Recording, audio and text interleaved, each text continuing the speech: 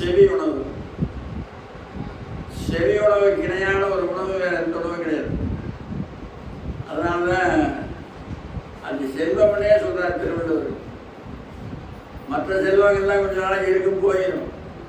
இது என்னைக்கும் போகாது. அதனால தான் செல்வத்தோடு செல்வம்னார்.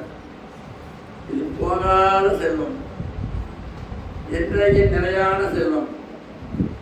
இந்த செல்வத்தை பொட்டியில் போட்டு பூட்டி வைக்க வேண்டிய அவசியம் இல்லை. திருட கொண்டு போக மாட்டோம். அப்புறம் நீங்கள் போகிற போது கூடவே வரும். மற்ற செல்வம் எல்லாம் விட்டுட்டு போகணும். அம்போடு விட்டுட்டு வைக்கையோட போகிற ஆளுகள் இருக்கிறாங்க.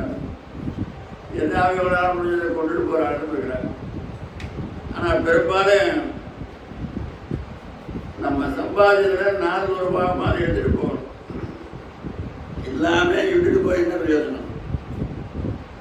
என்ன பிரயோஜனம்? அதாவது ஒரு பிள்ளை இருக்கிறான்னா அவனை சம்பாதிச்சு வைக்காதீங்கன்னு திருவள்ளுவர் சொல்கிறான்.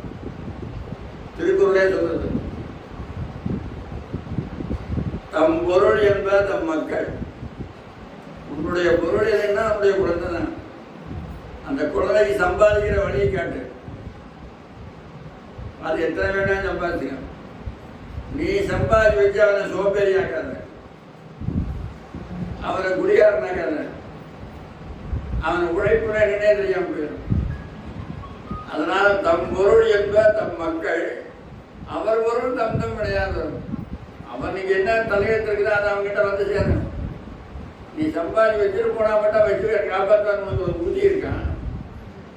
அதுதான் நீ எடுத்துட்டு போ. ஏன் விட்டுட்டு போற? நேரம் முடிஞ்சாலும் எடுத்துட்டு போகணும்.